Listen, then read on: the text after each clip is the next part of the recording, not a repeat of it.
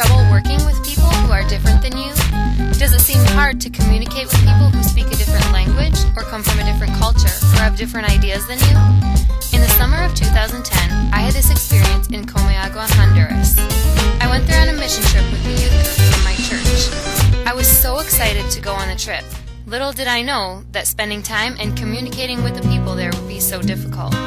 They lived differently than I did, they dressed differently than I did, and they went through their day on a different schedule than I did.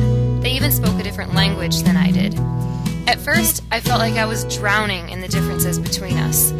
It took a while for me to adjust to the situation and work with the people effectively even though we were different. I realized that I had to learn more about their culture and their language so that I could be well prepared for the next day and be able to make connections in conversations and activities. So I used the Spanish dictionary that I had brought along to look up some words and phrases that I could use during my time with the children I was working with. That night, my group talked about social norms for the area. We also discussed their daily activities and discussed the culture we were surrounded by. A leader in my group told us to expect difficulties. We had to know that working through our differences was not going to be easy so that we could push through those struggles to get the results that we were looking for. The next day went much better than the first. I was able to use my Spanish phrases to communicate with the children better, and we played games and did activities that they were more comfortable with. Although the second day went better than the first, there were still times when it was really hard to communicate with the kids.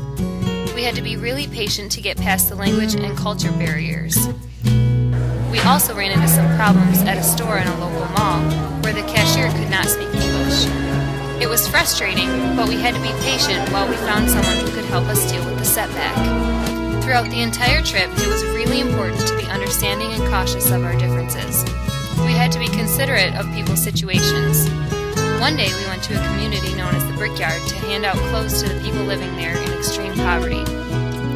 When walking around the dirt roads and the Brickyard, we were careful to be respectful and understanding of the reality that the people lived there every day.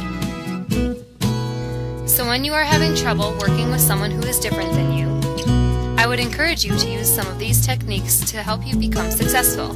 You may even end up with some amazing relationships and great memories like I did for my trip to Honduras.